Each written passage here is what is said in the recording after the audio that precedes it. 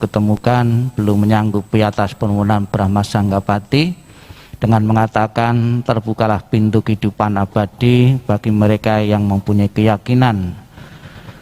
Terimalah salam di dalam Dharma. Namo Sang Yang Adi Budaya, Namo Buddhaya. Namo Buddhaya. Yang saya hormati pemimpin Puja Bakti, segenap pengurus dan para upasaka dan upasika yang hadir dalam pelaksanaan perayaan atau peringatan mengenang peristiwa penting yang pernah terjadi di masa kehidupan Sang Buddha di bulan Juli, yaitu hari raya atau hari besar Asada, ya. Saya mau keliru Idul Adha, ya, karena ini pas Idul Adha, ya.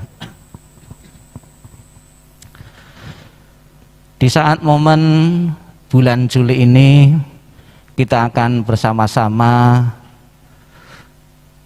melihat apa yang pernah dilakukan oleh Sang Buddha di masa tahun pertama setelah Sang Buddha mencapai penerangan sempurna. Jarak hari raya yang diperingati oleh umat Buddha itu kurang lebih 2 sampai 3 bulan sekali. 2 bulan yang lalu di bulan Mei kita memperingati sekaligus 3 peristiwa penting, ya. Kemudian 2 bulan ini kita masuk dalam bulan Juli, yaitu bulan Asada. Nama-nama hari raya agama Buddha itu memakai nama bulan India kuno di mana peristiwa penting itu terjadi di masa kehidupan Sang Buddha. Ada beberapa hal yang berkaitan dengan hari-hari raya agama Buddha, peristiwa-peristiwa besar yang pernah terjadi di masa kehidupan Sang Buddha itu kebanyakan adalah di bulan Purnama atau saat Purnama di tanggal 15. Khusus Asada tahun ini di wihara ini, Budayana Surabaya ini sebetulnya belum jatuh tempo, ya, karena masih kurang 3 hari, ya. Sebetulnya pas tanggal 15-nya nanti pas saat purnama itu hari Rabu yang akan datang. Namun karena pertimbangan nanti kalau Bapak Ibu suruh datang hari Rabu mungkin banyak kerjaan dan banyak yang tidak bisa, maka perayaan asadanya kita majukan di saat hari Minggu ini. Kalau nanti diundur minggu depan itu juga ada acara yang lain lagi. Namun saya harapkan sekalipun dimajukan tidak mengurangi hikmah di saat Anda bersama-sama akan mengenang, ya, peristiwa di bulan Juli di masa kehidupan Sang Buddha. Kita tahu Bapak Ibu sekalian, di bulan Asada diperingati oleh umat Buddha sedunia sebagai bulan pembabaran Dharma pertama. Jadi ketika tahun pertama setelah Sang Buddha mencapai penerangan sempurna, bulan Juli Sang Buddha bertemu dengan 5 pertapa. Peristiwa bertemunya Sang Buddha dengan 5 pertapa yang pernah menjadi teman perjuangan selama bertapa oleh seorang penyair lagu, itu dibikin syair-syair lagu. Jadi ada penyampaian ceramah dhamma atau riwayat kehidupan Sang Buddha lewat ceramah-ceramah, lewat membaca buku, atau kita bisa juga membaca di HP, ya, di saluran internet.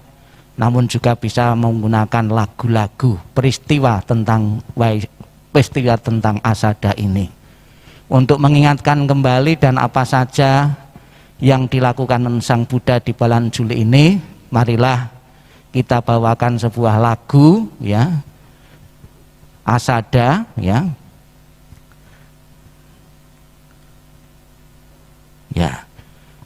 judulnya Dhammacakkappavattana Sutta. Ya, ini adalah satu peristiwa penting yang pernah terjadi di masa kehidupan Sang Buddha. Biar lancar kita baca dulu syairnya. Ya, 1, 2, 3 baca bersama-sama.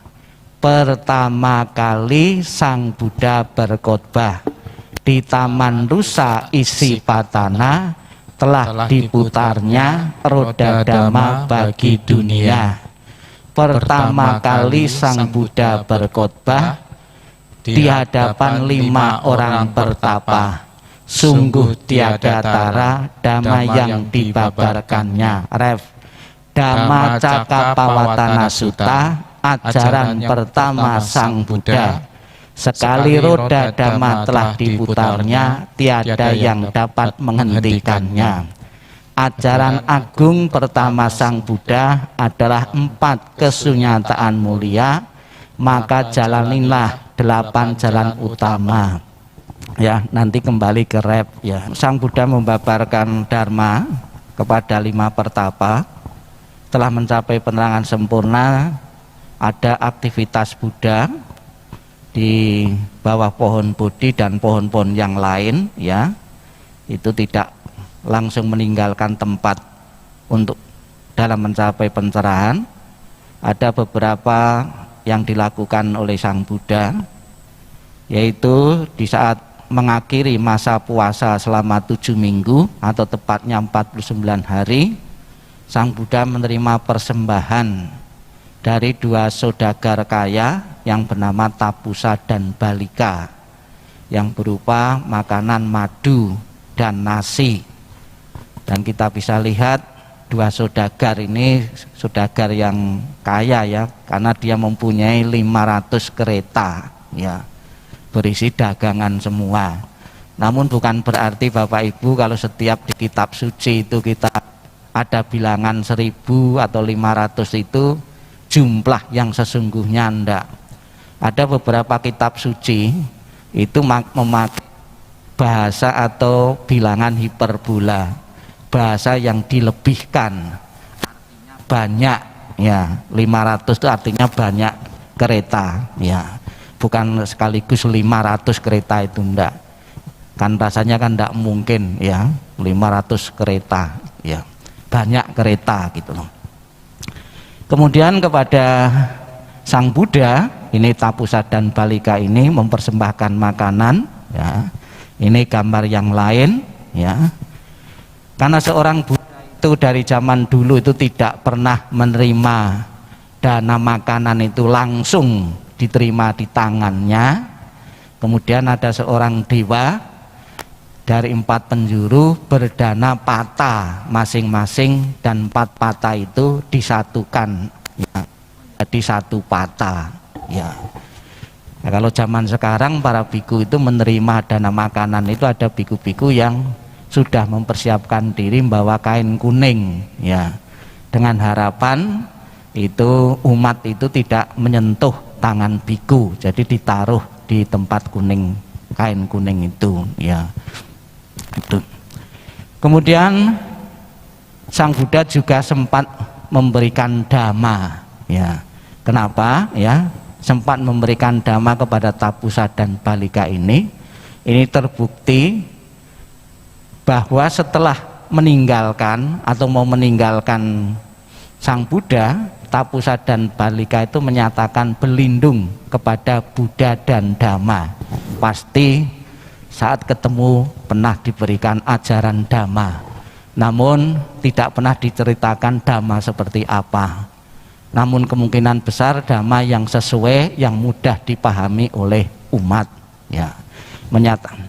Kemudian juga Tapusa dan Balika itu minta, ya, oleh-oleh dari Sang Buddha. Apa oleh-olehnya? Rambut, ya, sebagai sarana puja, dibawa oleh Tapusa dan Balika, dibikin cetia untuk sarana puja, ya. Kalau zaman sekarang mungkin kalau ada HP ya foto bersama lah, gitu, untuk kenang-kenangan, gitu. Zaman dulu kan tidak ada, jadi minta kenang-kenangan dari Sang Buddha berupa rambut, ya, itu.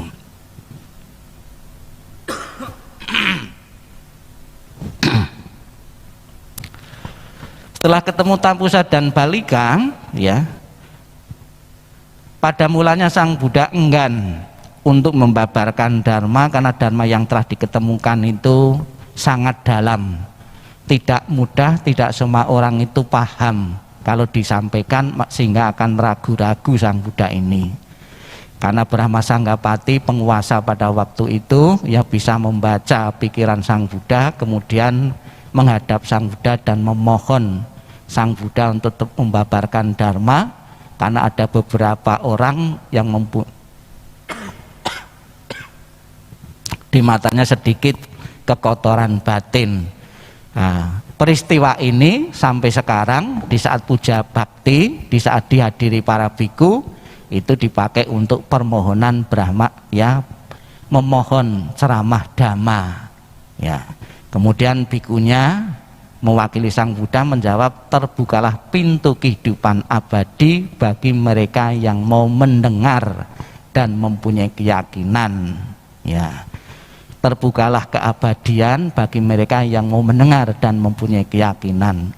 Tidak setiap orang yang mendengar itu mempunyai keyakinan, ya. Tidak setiap orang mendengar mempunyai keyakinan. Bagi mereka-mereka yang mau mendengar dan yakin akan ajaran Sang Buddha, maka terbukalah pintu kehidupan yang abadi atau mencapai nibbana. Ya. Loh, kenapa kok Brahma Sanggapati itu memohon kepada Sang Buddha, padahal kan Sang Buddha kan maha tahu. Ada sebuah teori yang mengatakan memberi kesempatan kepada Brahma Sanggapati itu membuat kebaikan, ya. Ada lagi yang mengupas ini politis juga, ya. Jadi penguasa pada waktu itu yang dipuja-puja di India itu penguasa ini Brahma Sanggapati ini. Nah, setelah ada penerangan sempurna Sang Buddha untuk memberi kesan, ya, untuk mengambil simpatik pengikut-pengikut Brahma ini, ya, kemudian cerita ini yaitu dibuat Brahma Sanggapati memohon kepada Sang Buddha yang maha sempurna. Pernah juga saya tanyakan di agama yang memuja Brahma ini, cerita ini tidak ada, adanya di dalam agama Buddha, ya. Brahma memohon Sang Buddha ini, ya. Kemudian setelah memohon, ya, cerita berikutnya yaitu Sang Buddha bertemu kepada seorang pertapa. Dikatakan dalam kitab suci pertapa telanjang. Ini bisa dimaknai telanjang itu bisa telanjang bulat, makanya ada dua gambar yang berbeda. Nah, untuk kesopanan maka ditutup pakai daun, itu dihalangi daun, pertapa telanjang, ya. Kemudian bisa juga telanjang itu telanjang dada, pakai celana dalam, telanjang dada kan telanjang juga, telanjang dada tidak pakai pakaian, ya. Ini kemudian pertapa ini bertanya, siapa yang menjadi gurumu? Ya, Sang Buddha menjawab, saya tidak mempunyai guru, penerangan yang saya peroleh, kebudayaan yang saya peroleh, ya tidak ada yang membimbing, ya usaha saya sendiri. Rupanya upaka ini tidak tertarik, kemudian meninggalkan begitu saja Sang Buddha ini. Selang beberapa lama, ya, pertapa ini ternyata pertapa ini, ya, di tengah perjalanan, ya, itu pertapa gagal. Mungkin kalau sekarang ya lepas jubah gitu loh, karena ini pertapa telanjang ya tidak lepas jubah, kemudian menjadi perumah tangga, mempunyai anak, juga mempunyai istri, ya. Karena bekas pertapa, ya, ketika mencari penghidupan itu tidak terampil, biasa meditasi kerjaannya, setelah berumah tangga mau cari uang, cari kerjaan susah, tidak terbiasa. Berumah tangga tidak bisa menghidupi anak istri, ya. Ketika dimintai uang istrinya, makanan anaknya tidak bisa, kan dulu. Kemudian ketika anaknya nangis, ya, digendong istrinya, ya, ditimang-timang, dia membuat, ya,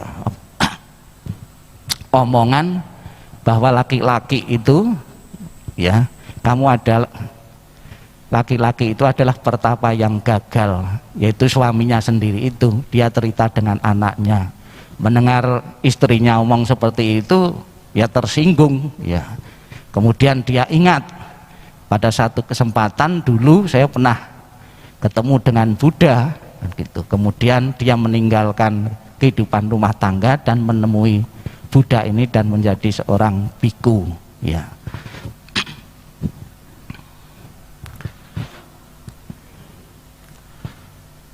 Ya. Bapak Ibu sekalian yang saya hormati, pelaksanaan perayaan Asada pernah dirayakan oleh Majelis Budayana Indonesia dan Sangga Agung Indonesia secara besar-besaran di pelataran Candi Borobudur. Pada waktu itu saya juga sempat hadir, dihadiri oleh ribuan orang, dan juga masing-masing wihara, masing-masing daerah itu membeli pelita ini dengan sebutan sejuta pelita sejuta harapan. Ini paling sukses, dan di tempat ini mendapatkan penghargaan yaitu rekor muri. Ada 2 dapatnya dulu sekaligus, dapat 2 rekor muri sebagai pelita paling banyak yang ini. Bapak Ibu sekalian yang saya hormati, usia Dhamma sebetulnya, usia agama Buddha sebetulnya lebih dari 2566 ya, karena 2566 itu hitungan dipakai sejak wafatnya Sang Buddha.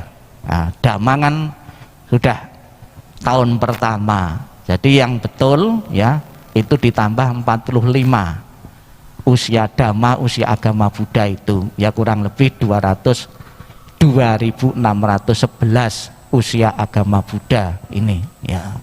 Namun ada juga yang selisih 1 tahun, karena di salah satu negara Buddhis di luar negeri sana tahun pertama itu tahun 0 ya, 0, jadi selisihnya 1 tahun. Pada kesempatan ini ya, yang biasa ya, usia Dharma sesuai dengan kalender Buddhis 2566, yang sesungguhnya usia Dhamma sudah 2666 ya. Ya, ini tadi lagu yang kita bawakan tadi ya. Ada beberapa alasan kenapa peristiwa Asada itu diperingati oleh segenap umat Buddha ya. Alasan pertama adalah Sang Buddha membabarkan Dharma pertama kalinya kepada 5 pertapa.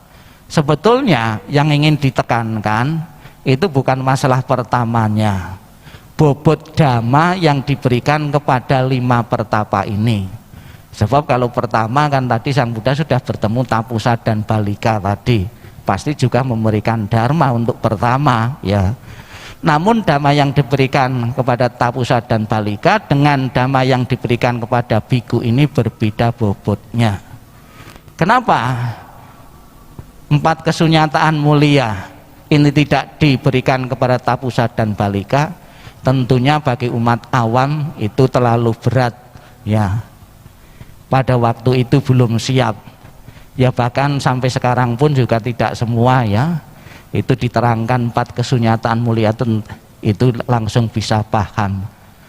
Contohnya dikatakan 4 kesunyataan mulia, kehidupan ini adalah duka, penderitaan ya. Bagi orang miskin, orang yang kekurangan ya ngerasakan, bagi orang yang mampu dan sukses belum tentu ya. Ada lagi buku yang mengatakan, dicontohkan hidup adalah kelahiran adalah duka ya. Bagi pertapa Siddhartha, bagi yang lain kan belum tentu, karena begitu lahir ibunya meninggal, duka bagi Siddhartha. Bagi mereka yang ibunya tidak meninggal masih utuh belum tentu duka ya. Itu jadi bobot Dhamma yang diberikan kepada 5 pertapa ini itu lebih berat ya, maka tidak diberikan pertama kali kepada umat awam ya. Bahkan Bapak Ibu sendiri saja sekalipun sudah puluhan menjadi umat Buddha, setiap tahun dibabarkan itu Dhammacakka Pavattana Sutta, itu belum mencapai kesucian, ya itu sudah puluhan tahun diberikan tiap tahun atau membaca sendiri, ya itu. Simbol pembabaran dharma itu disimbolkan dengan roda, ya, roda dharma dengan roda kereta. Alasan yang kedua, munculnya sangga pertama di dunia. Sangga adalah salah satu faktor atau sarana pelindungan dalam tisarana, yaitu Buddha, Dharma, dan Sangga.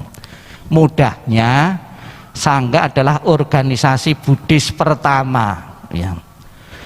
Sebelum agama Buddha ada, itu istilah sangga sebetulnya sudah ada di agama-agama yang Brahma, itu sudah ada, yaitu kumpulan komunitas yang ideal, yang telah mencapai kesucian, bahkan tidak terbatas biku, ya, umat awam yang telah mencapai kesucian juga dimasukkan dalam kategori sangga ini.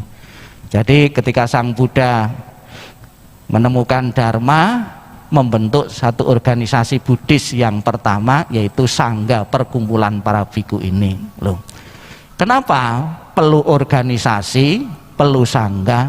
Inilah pentingnya organisasi. Maka apabila sebuah ajaran itu mau berkembang, mau tetap eksis terus, itu harus ada organisasi yang kuat. Tanpa ada organisasi yang kuat, itu akan punah sebagus apapun, ya. Karena dengan organisasi itu kan kumpulan orang-orang yang ingin mencapai tujuan yang sama. Ya kalau bekerja sendiri dengan bekerja orang lain, ya bareng-bareng kan beda hasilnya. Maka di dalam agama Buddha itu juga ada sangga yang punah, sangga Bhikkhuni Theravada itu punah, sekalipun ada usaha-usaha untuk menghidupkan kembali. Punahnya sangga Bhikkhuni ya mungkin karena donatur kurang, terus tidak konsisten, ya anggotanya itu, dan tidak mampu beradaptasi dengan zaman, itu juga akan punah. Maka organisasi apapun harus mampu beradaptasi dengan zaman, ya. Dengan munculnya sangga ini, maka lengkaplah 3 pelindungan bagi umat Buddha, yaitu berlindung kepada Buddha, Dharma, dan Sangga. Kalau tadi Tapusa dan Balika perlindungannya cuma 2, Buddha dan Dharma, ya. Terus ada Sangga terbentuk ini perlindungannya 3, Buddha, Dharma, dan Sangga. Bagi para umat atau simpatisan yang ingin menjadi pengikut Buddhis, itu diwisudi dan memakai bahasa yang asli di saat memberi tuntunan, ya. Diharapkan betul-betul kita meniru apa yang dilakukan oleh Sang Buddha. Saya setiap saat ada calon-calon manten itu menghadap saya untuk minta diwisudi, sekalipun dia kebanyakan non Buddhis, kebanyakan ya mendengar pertama, nirukan pertama itu ya saya geli juga, ya lucu juga. Kadang-kadang dengar ucapannya itu Budang Sarnang Gacami Damang Saragan, kalau tidak biasa memang lucu juga, tapi tetap harus memakai bahasa aslinya. Baru setelah dituntun, baru saya suruh membaca Indonesianya, aku berlindung kepada Buddha, Dharma, dan Sangga. Kenapa menyatakan berlindungannya kok 3 kali, tidak cukup sekali saja? Yang pertama, ini sebuah tradisi di India sampai 3 kali, dan juga 3 kali memohon menunjukkan keseriusan seseorang untuk menyatakan berlindung kepada Buddha, Dharma, dan Sangga. Makanya permohonannya 3 kali baru dipenuhi, ya.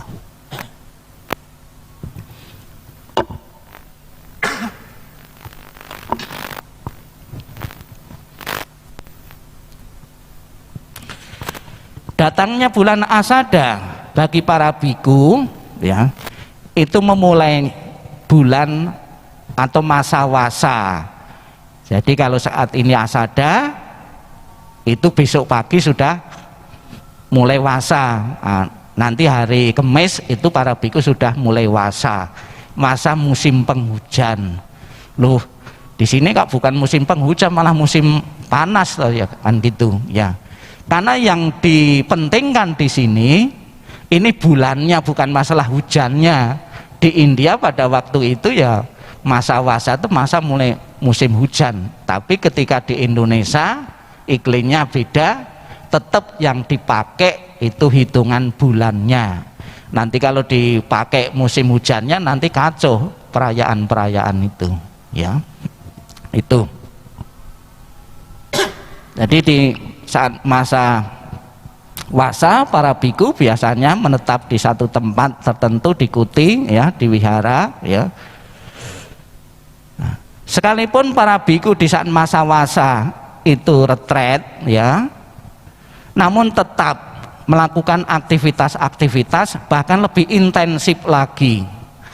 Ibarat HP itu di saat masa wasa itu sedang dicas ya. Banyak membaca ya, banyak merenung, banyak meditasi.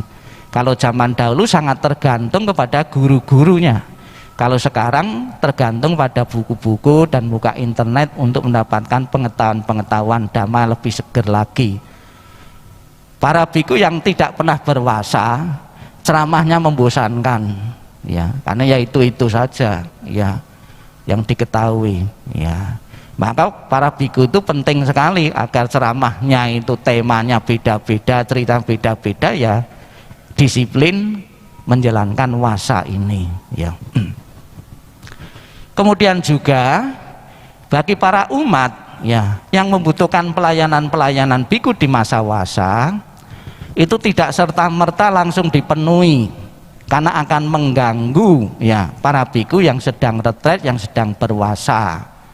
Misalnya saja kalau pas bukan wasa itu 1 bulan bisa keluar terus ya.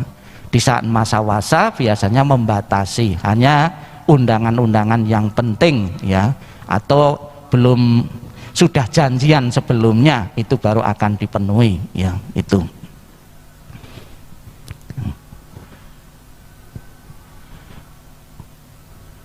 kita mengenal hari-hari ya.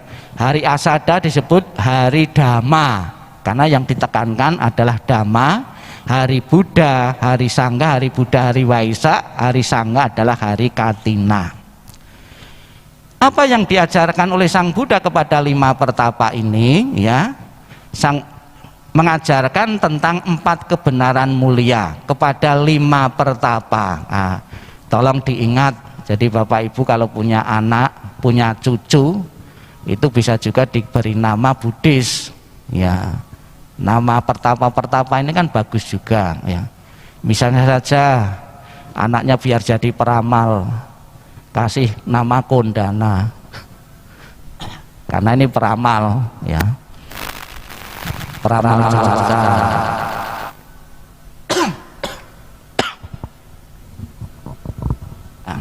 Kondana bisa kita lihat Bapak Ibu, 5 pertapa yang menghadap Sang Buddha ini ada yang beda, yaitu rambutnya putih ya.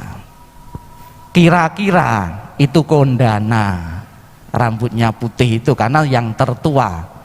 Nah, beliau juga pernah meramalkan bahwa bayi Siddhartha kelak akan menjadi seorang Buddha ya. Jadi yang rambutnya putih itu pertapa yang tertua, itu Kondana. Dia bisa memprediksi sebagai peramal. Nah, kemudian yang kedua Wapa,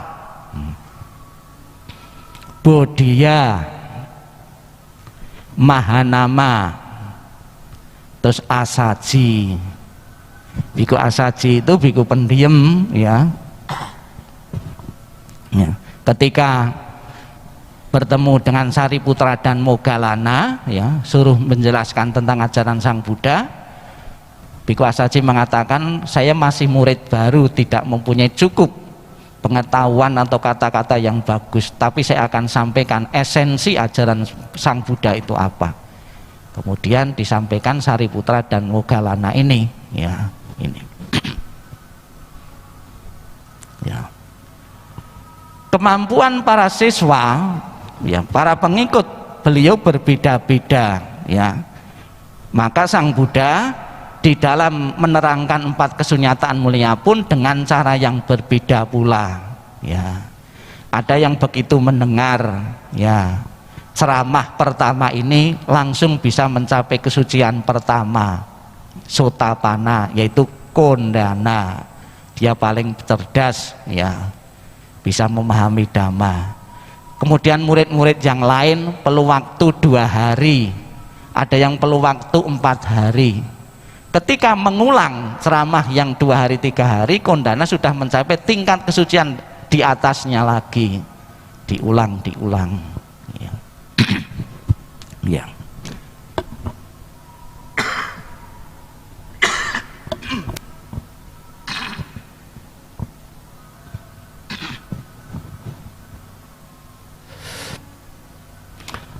Nah, kita bisa melihat apa yang diajarkan oleh Sang Buddha itu lewat membaca kitab suci, atau sutta. Sutta artinya khotbah.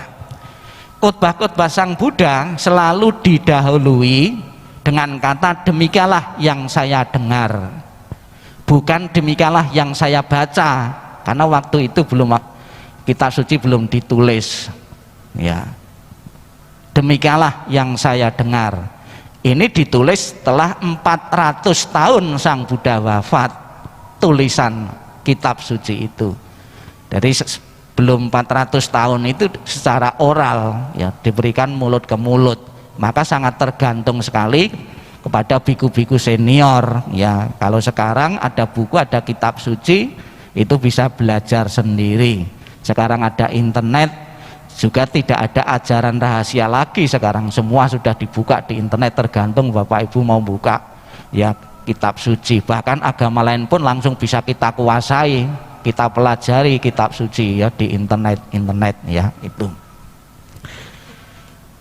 Ada beberapa hal dalam kitab suci itu tidak memakai kata demikianlah yang saya dengar, langsung cerita gitu saja. Itu berasal dari legenda India.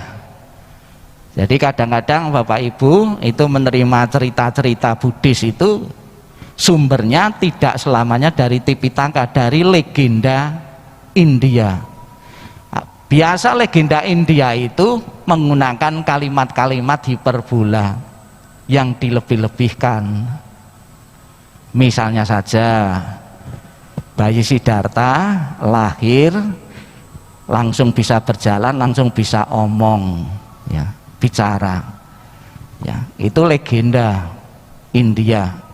Tapi umat awam tidak tahu, itu seolah-olah cerita yang betul-betul terjadi, pernah terjadi, ya.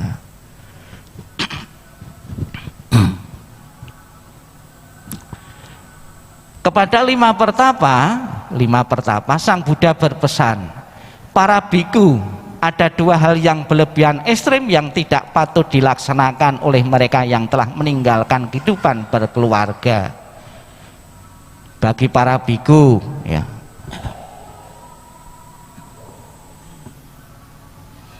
ya, hidup itu mampir ngombe, ya. Salah satunya ini akan saya praktekkan dulu, ya.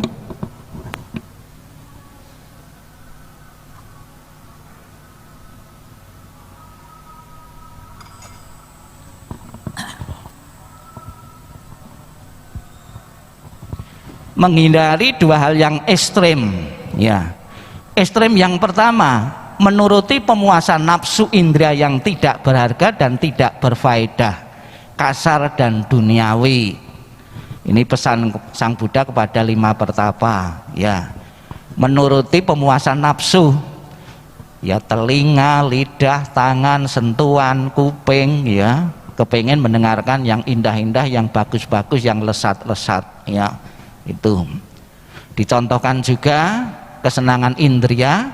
Ketika Sang Buddha pertapa Siddhartha sedang berjuang pun dia bisa menutup matanya, ya, tidak tergiur, tidak tergoda oleh rayuan-rayuan yang memabukkan dari penari-penari ini, ya, ya.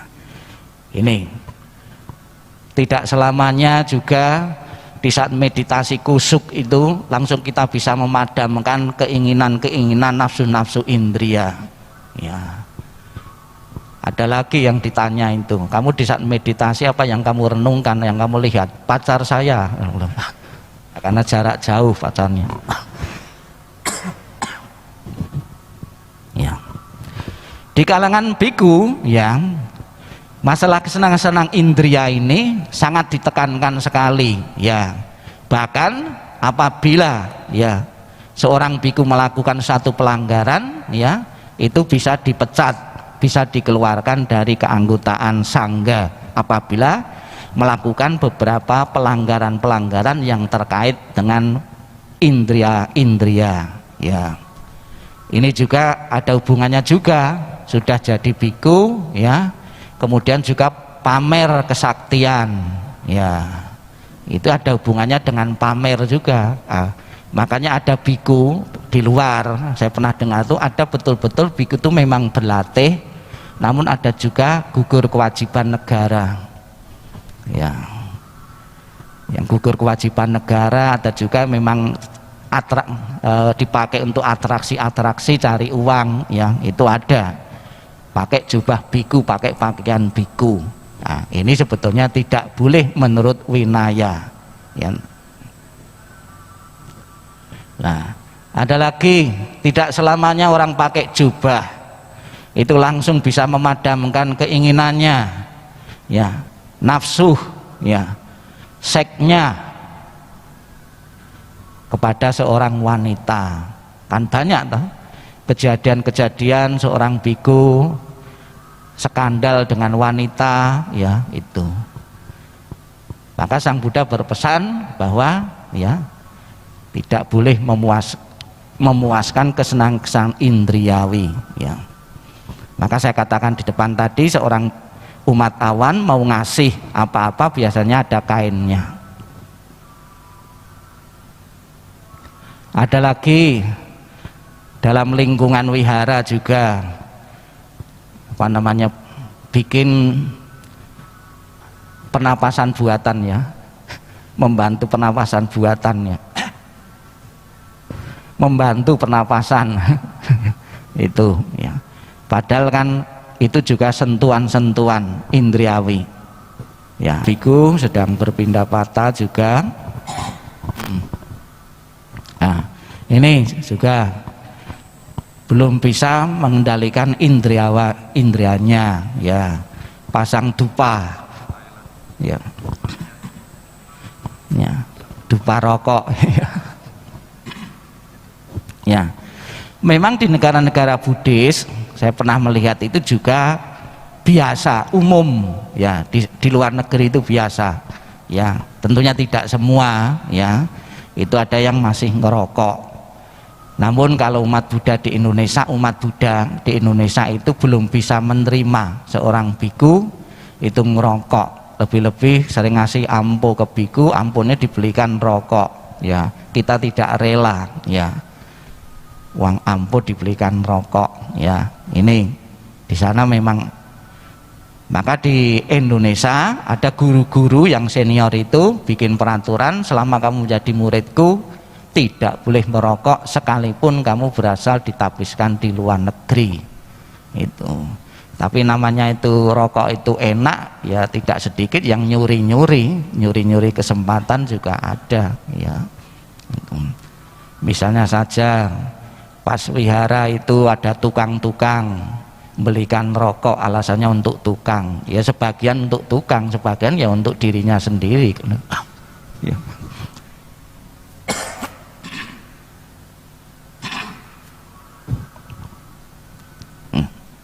Ya. Nafsu keinginan tidak pernah terpuaskan meskipun hujan uang emas, ya, ini tulis dalam Dhammapada, ya. Ya, ini juga pemuasan nafsunya, ya, di masa musim durian, ya, karena durian murah, kebanjiran durian, makanan tidak berukuran, stroke mendadak, ya. Ini pesan untuk umat awam, ya, ya. Ini juga pemuasan nafsu indria, makan, ya, berlebihan, ini jadi gembrot, ya. Ibu-ibu juga tidak ketinggalan minum, ya. Ya. Kemudian juga indria, ya, setiap hari cuma ngubek HP terus, ya, ya, itu juga tentunya akan berisiko juga, ya, pamer HP, ya, ya. Itu ekstrem yang pertama. Ekstrem yang kedua, Bapak Ibu, ya, melakukan penyiksaan diri yang menyakitkan, ya, tidak berguna dan tidak berfaedah. Ini gambaran dari Pertapa Siddhartha yang sedang menyiksa diri. Nah, zaman sekarang juga ada juga seorang biku juga bikin atraksi-atraksi membuat orang kagum, ya, ya, digodok di ketel biar dikagumi orang, ya. Ya, ada lagi bom bunuh diri, ya, ada lagi sebuah upacara juga penyiksaan diri, ya, sampai sekarang pun di beberapa negara pun juga masih ada, ya, ya, ya. Para biku setelah meninggalkan kedua hal yang berlebihan ini, jalan tengah telah sempurna diselami oleh Tathagata yang membukakan mata batin, menimbulkan pengetahuan, membawa ketentraman yang menghasilkan kekuatan batin, kesadaran agung dan mencapai nibbana. Ya. Sekarang 4 kesunyatan mulia itu apa saja? Kebenaran mulia tentang duka. Ya.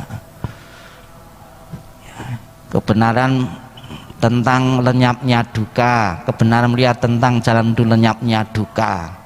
Duka di dalam bahasa Pali ini maknanya jauh lebih luas dari dalam bahasa Indonesia. Bukan berarti bahasa Pali lebih tinggi, enggak.